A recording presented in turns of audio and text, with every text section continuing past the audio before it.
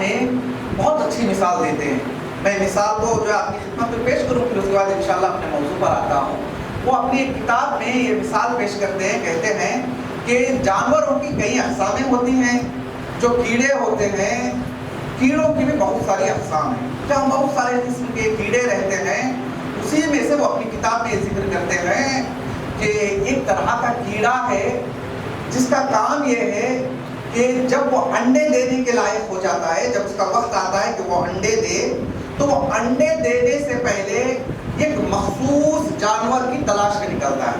جب تک اسے وہ مل نہیں جاتا اس وقت تک یہ انڈے نہیں دیتا. کیوں؟ چونکہ جیسے ہی یہ انڈے دے گا یہ اس دنیا سے چلا جائے گا، کیونکہ اس کی حیات اسی وقت تک ہے جب تک وہ انڈے دیتا ہے. جیسے اس کے جسم سے انڈے نکلے اس کی حیات ختم، وہ اس دنیا سے چلا جاتا ہے. خط اس کے کہ یہ جانور انڈوں کو نکالے ایک مخصوص جانور کی تلاش میں جاتا ہے. جب اسے وہ جانور مل جاتا ہے تو اس جانور کے اوپر سوار ہو جاتا ہے. چاہے تو ایک ڈنک مار کے اسے مار سکتا تھا، لیکن یہ جانور مارے گا نہیں، بلکہ کیا کرے گا؟ ہلکا سا زخم دے گا اور اسے بے حس کر دے گا، سینس لیس کر دے گا. اب وہ اپنی جگہ سے ہل نہیں سکتا، جہاں پہ رکا ہوا ہے یہ جانور وہیں پہ رکا رہے گا. اس میں یہ طاقت نہیں رہتی کہ وہ ایک جگہ سے دوسری جگہ جائے. جب یہ جانور بے حس کر دیتا ہے تو اسی کی پشت پر، اسی کے بیک پر بیٹھ کر انڈے دیتا ہے. اب جیسے ہی انڈے دیتا ہے یہ اس دنیا سے چلا جاتا ہے. کچھ دن کے بعد انڈوں کے اندر سے اس کے بچے نکلتے ہیں. اب بچے جب نکلتے ہیں تو بچے پیدا ہوتے ہی کھانے کی تلاش میں جا نہیں سکتے. تو اب یہ بچے کیا کرتے ہیں؟ دیکھیں یہ جانور ہے لیکن کتنا چالاک ہے. اس نے اپنے موت کی خبر، جب اسے معلوم ہے کہ انڈا دیتی ہے میں نہیں رہوں گا، میں چلا جاؤں گا، تو اس نے اپنے مرنے سے پہلے اپنے بچوں کے غذا کا انتخاب جو ہے انتظام کیا. اس نے سوچا کہ میں ایک ڈنک ماروں یہ مر جائے گا لیکن میرے بچوں کے کام نہیں آئے گا. لہذا اس نے سوچا کہ میں اسے بے حس کروں گا تاکہ میرے بچے جب اس دنیا میں آئے میں تو نہیں رہوں گا، لیکن دھیرے دھیرے کر میرے بچے اسے کھاتے رہے یہاں تک کہ وہ چلنے کے لائق ہو جائے اور خود ڈھونڈ کر اپنا رزق کھا لے. شہید مطہری کہتے ہیں بالکل اسی داستان کی طرح اور دشمن ہمارے خلاف کام کر رہا ہے. دشمن چاہے تو ہم تعداد میں کبھی کبھی کہتے ہیں نا فلاں کو ہم سے کیا دشمنی ہے، وہ اگر چاہے تو ہمیں لمحوں میں مٹا سکتے ہیں. ان کے بائیں ہاتھ کا کھیل ہے، پھر بھی وہ ہمیں مٹا نہیں رہے. اب پتہ نہیں یہ لوگ جو ہے ہمیں کیسے کہتے ہیں کہ وہ لوگ تمہارے دشمن ہیں، وہ لوگ تمہارے دشمن ہیں. یہ جو استعماری طاقتیں ہیں، یہ بڑی بڑی باطل طاقتیں ہیں. انہیں شیعہ قوم کا اندازہ ہے کہ کتنے طاقتور ہیں، لیکن یہ انہیں لمحوں میں مٹا نہیں رہے ہیں، چونکہ بہت لمبے عرصے تک شیعہ قوم سے انہیں فائدہ حاصل کرنا ہے. لہذا وہ شیعہ کے اندر جس طرح سے اس جانور نے سامنے والے جانور کو بے حس کیا تھا، اس کے اندر کوئی شعور باقی نہیں رہا، اس کے بچے آ کر اسے کھاتے رہے، بالکل اسی طرح سے دشمن چاہتا ہے کہ شیعہ قوم کو ختم نہیں کریں گے، بلکہ شیعہ قوم کے اندر ہم جائیں گے، لوگوں کو بھیجیں گے، طرح طرح کے خرافات ان کے اندر ڈالیں گے، ان کی محفلوں کو ایسے بنائیں گے کہ دوسرا دیکھے تو ان کے قریب نہ آئے، تاکہ اس کا فائدہ بڑی آسانی سے ان کی آنے والی نسلیں اٹھا سکیں. لہذا ہمیں ہوشیار رہنا چاہیے کہ فرش ازا ہے، گنہگار آتا ہے تو یہاں سے حور بن کر جاتا ہے، لیکن ہمیں اس بات کا خیال رکھنا چاہیے کہ فرش ازا میں ہم آئے ہیں تو وہ کون سی چیزیں ہیں. ہو سکتا ہے اگر ہم اس پر عمل کریں تو کوئی شخص حور بننے آیا ہو، ہمارا کوئی غلط فعل دیکھ کر وہ ہم سے دور نہ ہو جائے، پھر قیامت کے دن ہمیں اس کا جواب ضرور دینا ہوگا. لہذا موضوع گفتگو ہے ہمارا کربلا کے اچھے اور برے کردار. کل رات بات عمر سعد پر رکی تھی اور ہم نے یہ بتایا تھا کہ عمر سعد کوفے کا رہنے والا ہے. دیکھیں کبھی کبھی کیا ہوتا ہے، انسان کوئی غلط کام کرنے جاتا ہے تو اس کی کوئی مجبوری دیتی ہے. مثال کے طور پر آپ کسی مجرم کو پکڑیں گے، اسے پوچھیں گے بتا تو نے فلاں جگہ فلاں غلط کام کیوں کیا، کورٹ میں وہ اپنے دلائل پیش کرے گا، وہ اپنے ریزنز دے گا، کہے گا کہ میں بھوکا تھا، مجبوری نے مجھ سے کام کرایا، اگر میں یہ کام نہ کرتا تو میں بھوک سے مر جاتا. لہذا اگر کوئی انسان غلط کام کرتا ہے تو اس کی پہلی وجہ یہ ہے کہ وہ غریب ہے، پیسے کی ضرورت ہے، یا نہیں اس کی عزت نہیں ہے، وہ کوئی غلط کام کر کر شہرت حاصل کرے گا، عزت حاصل کرنا چاہتا ہے، یا نہیں کوئی انسان جاہل ہے، اس کے پاس علم نہیں ہے، چونکہ جاہل ہے تو انجانے میں اس نے کوئی گناہ سرزد جو ہے اس سے ہو گیا. لیکن عمر سعد جو کوفے سے امام کو قتل کرنے کے لیے نکل رہا ہے، دیکھیے عمر سعد نہ تو غریب ہے کیونکہ اس کے پاس باغات بھی تھے، اس کے پاس اچھے مکان بھی تھے اور بہت ساری دولت بھی تھی، اور عمر سعد جاہل بھی نہیں ہے. عمر سعد مفسر قرآن ہے، قاری قرآن ہے، نہ صرف یہ کہ خود عالم ہے بلکہ وہ کوفے کے بچوں کو قرآن پڑھنا بھی سکھاتا ہے. نہیں، کیا عمر سعد کو عزت کی ضرورت تھی؟ نہیں، عمر سعد کے پاس عزت بھی ہے. وہ صحابی رسول سعد بن ابی وقاص کا بیٹا ہے، ساری قوم اسے پہچانتی ہے، حتیٰ کہ اس کی شادی بھی مشہور گھرانے میں ہوئی، جناب مختار کی بہن سے شادی ہوئی، اسے عزت کی بھی ضرورت نہیں. پھر آخرکار وہ کون سی چیز تھی جو عمر سعد کو کربلا تک لے گئی؟ کل ہم نے اشارہ کیا تھا، چونکہ انسان کبھی کبھی کیا ہوتا ہے پتہ ہے آپ کو، مثلاً میں ظاہری ہو سکتا ہے کہ میں بڑی بڑی باتیں بھی کر رہا ہوں، میں آپ کو نصیحت بھی کر رہا ہوں، لیکن جب وقت آئے گا عمل کا، کبھی مجھے موقع ملے گا تو میں وہی کروں گا جو میرے دل کے اندر ایک تصویر چھپی ہوئی ہے. چونکہ علماء روان شناس اور سائیکالوجسٹ کہتے ہیں کہ انسان ظاہر جو ہوتا ہے وہ الگ ہوتا ہے، لیکن اس کے دل کے اندر ایک تصویر چھپی ہوئی رہتی ہے اور اسے وہ ظاہر بھی نہیں کرتا، حتیٰ کہ اسے بھی پتہ نہیں چلتا کہ وہ سمجھتا ہے کہ میرا مقصد دوسرا ہے. لیکن کبھی دل میں چھپی ہوئی چیز اسے سامنے نظر آئے تو وہ ساری چیزوں کو چھوڑ دیتا ہے، جو دل میں چھپی ہوئی چیز رہتی ہے اس کا انتخاب کرتا ہے. علماء کہتے ہیں یہی وجہ ہے عمر سعد گرچہ نماز بھی پڑھتا تھا، روزہ بھی رکھتا تھا، بچوں کو قرآن بھی پڑھاتا تھا، قوم میں اس کی عزت بھی تھی، دولت بھی تھی، سب کچھ تھی، لیکن دل میں کہیں اسے حکومت کا شوق تھا. یہ کب پتا چلا؟ جب اس کے سامنے وہ چیز آ گئی. ابن زیاد نے کہا کہ تیرے لیے حکومت رائے تیار ہے. اب جتنی باتیں کر رہا تھا، یہ رو رہا تھا، کہہ رہا تھا کہ فرزند رسول کو قتل کرنے نہیں جا سکتا، جیسے اس نے دل میں چھپی ہوئی تصویر کو اوپر آتے ہوئے دیکھا، اپنے خواب کو پورا ہوتے ہوئے دیکھا، پھر اسے نہ نماز یاد آئی، نہ روزہ یاد آیا، نہ قرآن یاد آیا، نہ اس کی عزت یاد آئی، نہ باپ کا مقام یاد آیا. ساری چیزوں کو اس نے جو ہے بھلا دیا. اس کے سامنے صرف اور صرف وہی چیز تھی جو اس کے دل میں چھپی ہوئی تھی. اس نے کہا جو بھی ہو جائے میرے دل کے اندر جو ہے اندر تصویر بنی ہوئی ہے وہ مجھے حاصل ہو کر ہی رہنی چاہیے. حتیٰ کہ امام حسین نے کربلا میں روز عاشور اس سے کہا تھا کہ کیا تجھے معلوم نہیں کہ حق ہمارے ساتھ ہے؟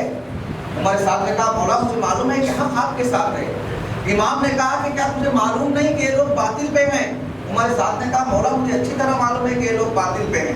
پھر امام نے کہا کہ تو ہماری طرف کیوں نہیں آ جاتا؟ عمر سعد نے کہا کہ مولا میرا دل بھی چاہتا ہے کہ میں آپ کی طرف آ جاؤں. دیکھیں انسان کی داخلی تصویر الگ ہوتی ہے لیکن وہ بتاتا کچھ اور ہے. عمر سعد نے کہا کہ مولا میرا دل بھی چاہتا ہے آپ کے ساتھ آ جاؤں، لیکن مجھے ڈر ہے اگر میں آپ کے ساتھ آ گیا تو ابن زیاد کوفے میں میرے گھر کو برباد کر دے گا. مولا نے کہا کوئی بات نہیں، تو ہمارے ساتھ آ جا، کوفے میں جتنا تمہارا گھر برباد ہوگا میں اس سے بہتر گھر کا انتظام تیرے لیے کروں گا. اس نے کہا مولا صرف گھر کی بات نہیں ہے، کوفے میں میرے پاس باغات بھی ہے، وہ لوگ باغات بھی جلا دیں گے. امام نے کہا کوئی بات نہیں، تو ہمارے ساتھ آئے گا تو جنت میں میں تجھے اس سے بہتر باغات دوں گا. اب جو بھی امام کہہ رہے ہیں یہ اپنا بہانہ ڈھونڈ رہا ہے، ہر طرح سے وہ چاہتا ہے امام کی بات کو کاٹے. آخر میں تھک جاتا ہے جواب دیتے دیتے، دل کی بات باہر آ ہی جاتی ہے. کہتا ہے مولا مجھے معلوم ہے، میں صاف صاف بتا دیتا ہوں، مسئلہ گھر کا بھی نہیں ہے، مسئلہ کھیت کا بھی نہیں ہے، مسئلہ میرے بچوں کی سیکیورٹی کا بھی نہیں ہے، مسئلہ ہے تو حکومت رائے کا ہے. مجھے ہر حال میں حکومت رائے چاہیے، وہ آپ دے نہیں سکتے، مجھے ابن زیاد دے گا. لہٰذا میں حکومت رائے کو حاصل کر کے رہوں گا. امام حسین نے کہا اے عمر سعد یہ چھوٹی سی چیز ملک رائے کے لیے اگر تجھے وقت کے امام کو قتل کرنا پڑے تو کیا تو اس کے لیے بھی راضی ہو جائے گا؟ کہا ہاں مولا مجھے آپ کو بھی قتل کرنا پڑے، میں جانتا ہوں حق آپ کے ساتھ ہے، لیکن مجھے حکومت رائے چاہیے. حکومت رائے کے لیے مجھے آپ کو بھی قتل کرنا ہوگا، میں آپ کو بھی قتل کروں گا، کسی حال میں میں ملک رائے لے کر رہوں گا. مولا نے کہا جس ملک رائے کا تو خواب دیکھ رہا ہے اس کا گندم اور ویٹ بھی تجھے نصیب نہیں ہوگا. تو ابن زیاد مولا کا مذاق اڑاتا ہے، کہتا ہے مولا کوئی بات نہیں، میں ملک رائے پہنچ جاؤں گا، اگر گندم نہیں ملے گا تو میں وہاں کے جو سے کام چلا لوں گا. اس نے ملک رائے کے آگے ہر چیز کا انکار کیا اور آخر میں نتیجہ آپ نے دیکھا کہ یہ کس بے دردی کی موت مارا گیا.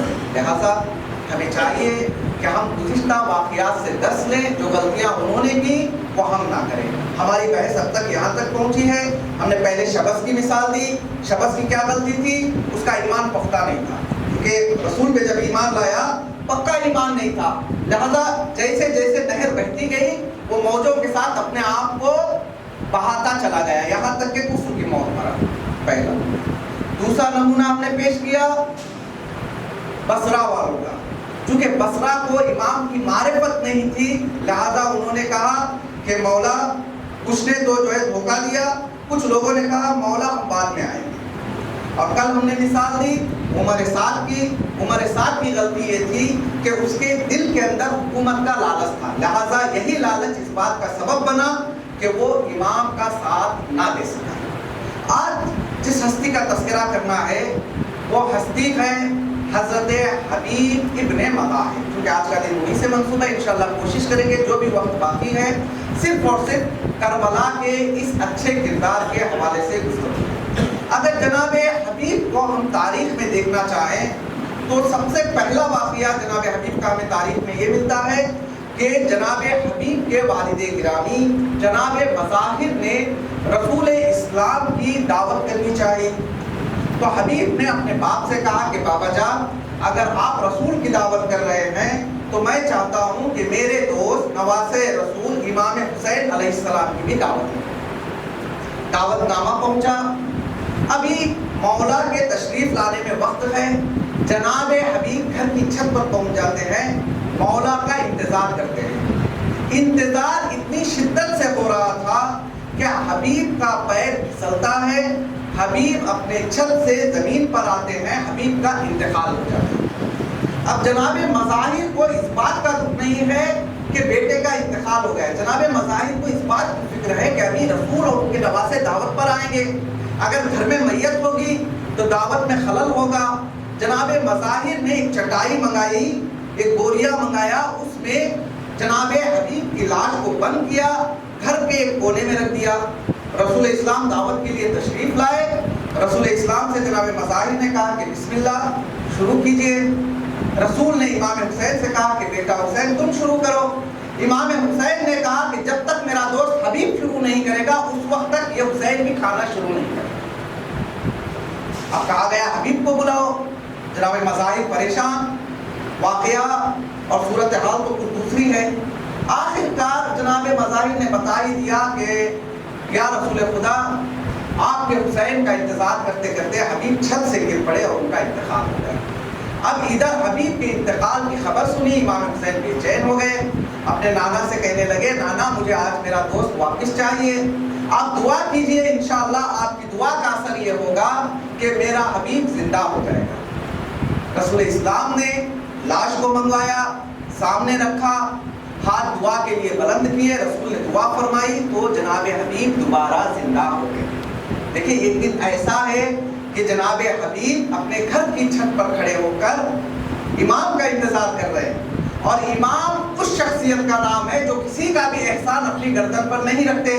شاید امام نے کہا ہو کہ اے حبیب آج تو نے اپنے گھر کی چھت سے میرا انتظار کیا ہے, لیکن وہ دن بھی آئے گا کہ میں کربلا میں رہوں گا اور کربلا میں کھڑے ہو کر میں تیرا انتظار کروں گا. آپ سب کو پتا ہے کہ جب جناب زینب سلام اللہ علیہ نے دیکھا کہ میدان کربلا میں فوج پر فوج آ رہی ہے تو جناب زینب نے اپنے بھائی سے کہا کہ بھیا دشمن کے فوج پر فوج آ رہے ہیں, کیا ہمارا کوئی چاہنے والا نہیں ہے؟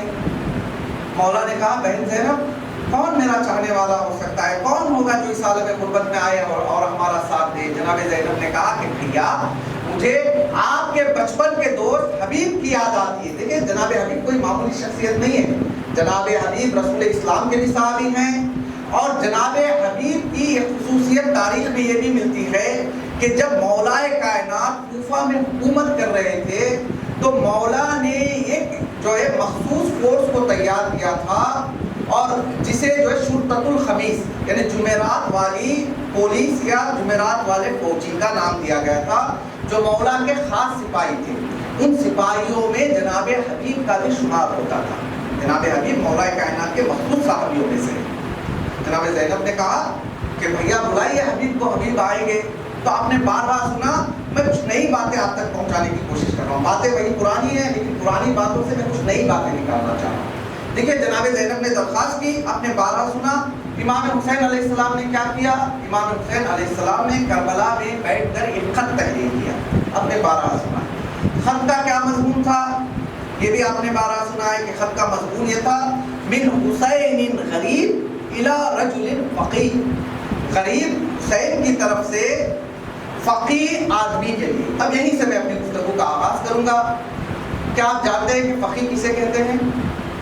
आज के ज़माने में, आज की ज़बान में कहूँ तो मुज्तहिद जामे शराइत को फकीह कहते हैं। जो मुज्तहिद, जिसके अंदर इज्तिहाद के तमाम शुरूत पाए जाते हैं, जैसे अभी आयात इल्ज़ाम है, मुज्तहिदीन है, उसको फकीह कहा जाता है।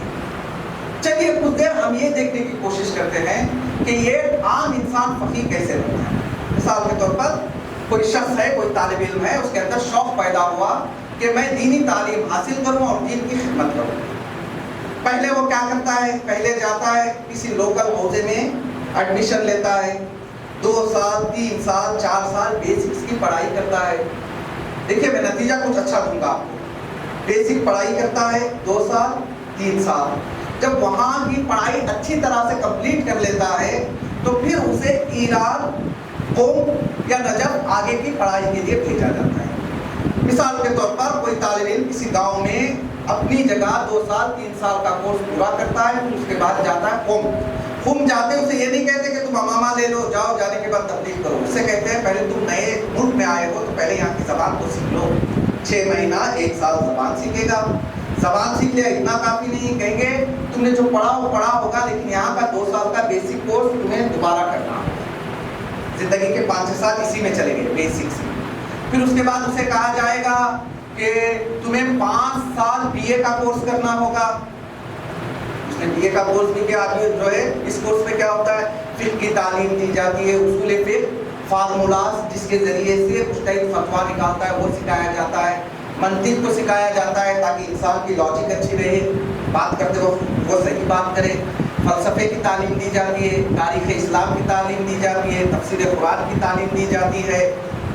बहुत सारे उलूम को मिलाकर 5 साल का कोर्स तैयार किया जाता है। अब तालिब इल्म 5 साल का कोर्स भी कर लेता है तो उससे कहते हैं तुमने कोर्स तो कर लिया, लेकिन अभी थीसिस बाकी है, किसी मौजू का इंतखाब करो, थीसिस लिखो। 1 साल फिर थीसिस लिखेगा, 10 साल गुजर गए उसकी ज़िंदगी के।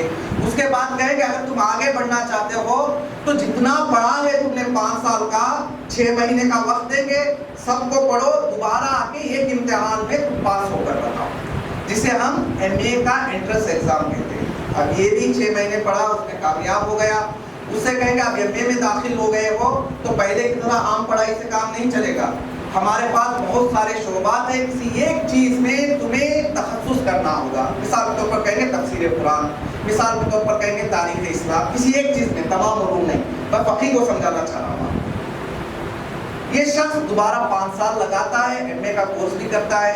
अब उससे कहेंगे कि तुम MA की थीसिस लिखो, 2-3 साल बैठेगा, मौजू का इंतखाब करेगा, तमाम लाइब्रेरियों के चक्कर लगाएगा, थीसिस लिखेगा, MA पास कर लेगा। अब उससे कहेंगे तुम्हारे सिर्फ BA MA कर लेने से कुछ नहीं होगा, बल्कि तुम्हें यह साबित करना होगा कि तुम फ़िक़्ह और उसूल के इल्म में किस पाए पर हो। कहेंगे फिर तुम्हें एंट्रेंस एग्जाम देंगे, अगर इस एंट्रेंस एग्जाम में पास हो गए तो तुम्हें दरसे खारिज में भेजा जाएगा और साथ में PhD का कोर्स कराया जाएगा। फिर 5 साल 6 साल तुम जो कोर्स करोगे